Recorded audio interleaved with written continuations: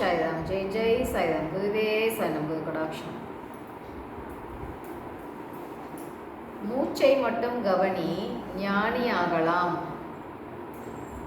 இப்போ நாங்கள் எங்கேயுமே போய் எதுவுமே கற்றுக்கலப்பா, என்னப்பா பண்ணலாம்?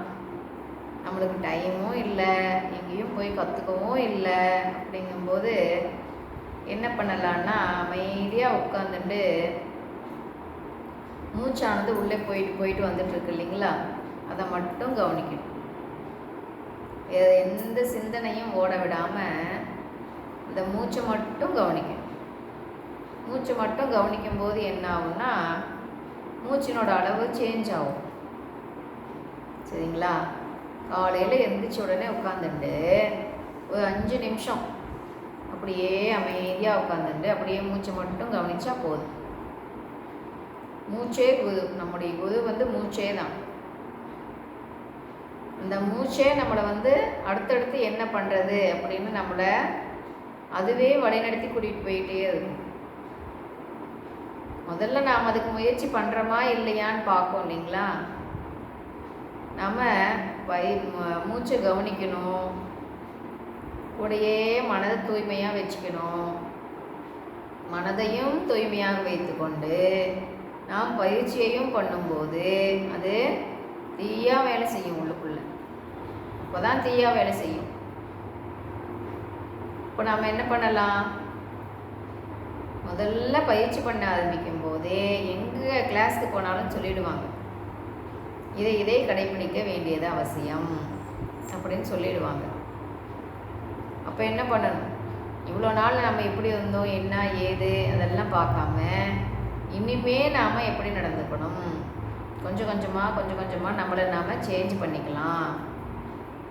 மற்றவங்க மேலே உள்ள குறையெல்லாம் பார்த்துக்கிட்டே இருக்காமல் நமக்குள்ளே என்ன குறை இருக்குன்னு பார்த்து அதை நாம் திருத்திக்கலாம்.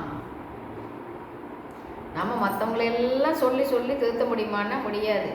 திருடனாய் பார்த்து திருந்தாவிட்டால் திருட்டை ஒழிக்க முடியாதுன்னு சும்மாவா சொன்னாங்க? அவங்கவுங்களுக்கு எப்போ தோணுதோ அவங்கள சேஞ்ச் பண்ணிக்குவாங்க இல்லையா. முதல்ல நம்மளை நாம் மாற்றிக்க வேண்டியது மிக மிக அவசியம் இல்லைங்களா.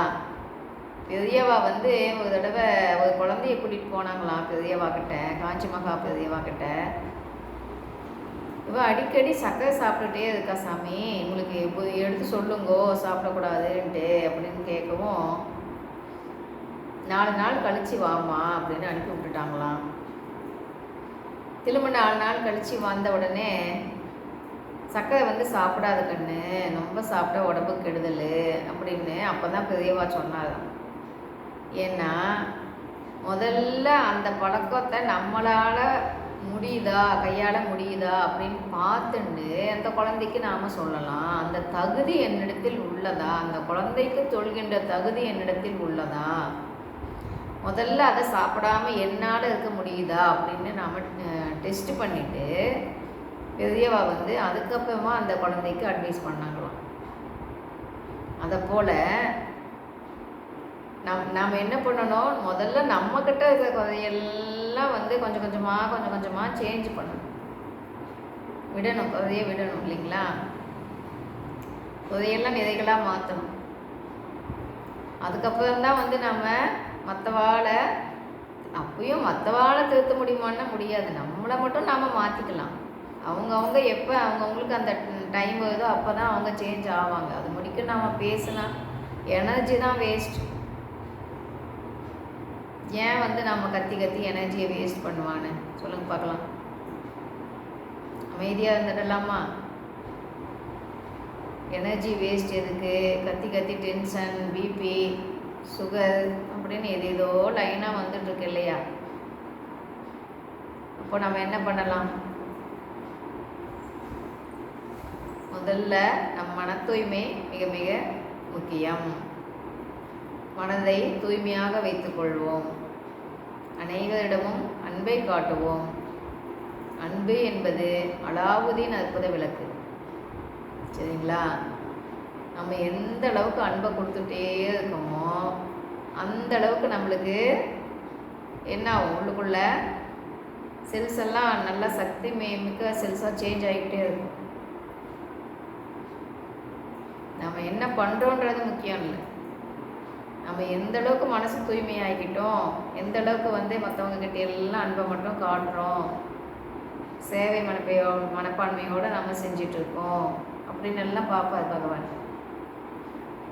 அப்போ என்ன ஆகும்னா உள்ளுக்குள்ளே வந்து அந்த கடவுள் தன்மைக்கு செல்ஸ் எல்லாம் நம்மளை தயார்படுத்திக்கிட்டே இருக்கும். சரிங்களா? அப்போது அந்த கடவுள் தன்மைக்கு நம்ம செல்ஸ் எல்லாம் நான் உள்ளுக்குள்ளே வேலை செய்யணும், சேஞ்ச் பண்ணணும் அப்படின்னா அதுக்கு முதல்ல எது வேணும்னா மன தூய்மையே. மனசை தூய்மையாக வச்சுட்டா போதும். பகவான் வந்து உள்ள போய் கோவில் அப்படின்னு சொல்லுவாங்க இல்லைங்களா? மனசை தூய்மையாக வச்சுக்கும் போது பகவான் வந்து உட்காந்துக்குவார். அதுக்கு மேலே சொல்லவா வேணும்? நம்ம வேலையெல்லாம் அவரே செஞ்சிடுவார் இல்லையா? அதுக்கு நம்மளை தகுதிப்படுத்தணும் இல்லையா? நம்ம அதுக்காக தான் சொல்கிறது, பகவான் சொல்கிறத ஃபாலோ பண்ணணும் அப்படின்னு சொல்கிறது அதுக்காக தான். அப்போ தான் நம்ம வந்து வாழ்க்கையில் அடுத்த கட்ட வளர்ச்சியை நோக்கி போய்கொண்டே இருக்க முடியும். பகவானே கூட்டிகிட்டு போ, எதுக்குமே பயப்பட தேவையில்லை. பகவான் அதில் நமக்கு இருந்தால் தான் நாம் எதையுமே சாதிக்க முடியும், ஜெயிக்க முடியும். இல்லைன்னா முடியாது இல்லையா? என்ன வேண்டணும் பகவான்கிட்ட? அப்பா உன்னோட அருள் ஆசை வேணும்ப்பா அப்படின்னு தான் வேண்டணும். பகவானோட அருள் ஆசை இருந்துச்சுன்னு வைங்களேன், அனைத்தும் நம்மளுக்கு சாத்தியமே இல்லைங்களா? அப்போ நம்ம எதை வேண்டணும்? அப்பா இதை கொடுப்பா அதை கொடுப்பான்னு வேண்டணுமா? இப்போ கோயிலுக்கே போய் வேண்டுறோன்னு வைங்களேன், போனால் என்ன பண்ணணும்? மனதை பகவானிடம் கொடுத்துட்டு அமைதியாக நின்றுட்டு வேடிக்கை தான் பார்க்கணும். கண்குள்ளே பார்க்கணும் பகவானை. எதையுமே கேட்க தேவையில்லை. நம்ம குழந்தைங்களுக்கு ஒவ்வொன்றும் நாம் பார்த்து செய்வோம் இல்லைங்களா? அதை போல் பகவான் வந்து நம்மளுக்கு பார்த்து ஒவ்வொன்றா செஞ்சுக்கிட்டே இருப்பார். மனதை அமைதியாக வச்சுட்டு எந்த எண்ணமும் உள்ளே ஓட விடாமல் மனசை வந்து பகவான்கிட்ட படிச்சுட்டு அப்படியே அமைதியாக நின்றுருக்கும்போது நம்மளுக்கு கோயிலுக்கு போய் கும்பிடும்போது அங்கே அதிகமாக அங்கே இருக்கிற அந்த சக்தியெல்லாம் நம்மளுக்கு கிடைக்கும். பாசிட்டிவ் எனர்ஜி அங்கே அதிகமாக இருக்கும் இல்லைங்களா? கோயிலில் அங்கே இருக்கிற சக்தி நம்மளுக்கு கிடைக்கும். இப்போ என்ன பண்ணலாம்? கோயிலுக்கு போனால் ஏன் மனசு அமைதியாகுது சொல்லுங்க பார்க்கலாம். இங்கே பாசிட்டிவ் வைப்ரேஷன் அங்கே அதிகமாக இருக்குது. அப்போது அங்கே போய் நம்ம நின்று கும்பிடும்போது என்ன ஆகும்னா நம்ம மனமானது இயற்கையாகவே அப்படியே அமைதியாகிடும். கோயிலுக்கு போனால் கவனிங்களேன்.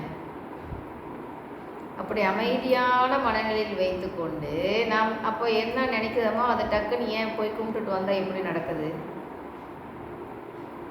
மனதை அமைதியாக வைத்து கொண்டு நாம் அது என்ன ஒன்று நினச்சிட்டு இருக்கோமோ அதை நினச்சிட்டு வரதுனால அது நடக்குது. அப்போது இதிலேருந்தே நினச்சிக்கோங்களேன், அமைதியான மனநிலையில் வைத்து கொண்டு நாம் எதை யோசித்தாலும் அது நம்மளுக்கு சக்ஸஸ்ஃபுல்லாக நடக்கும். அமைதியான மனமே பல வழியை நம்மளுக்கு காட்டும். அமைதியான மனமே அனைத்தையும் வென்றிடும். அதுக்கு தான் அந்த மன அமைதிக்காக நம்ம போராட வேண்டியது மிக மிக அவசியம். யார்கிட்ட? நம்மக்கிட்டேயே. அதுக்கு தயார்படுத்தணும் இல்லைங்களா?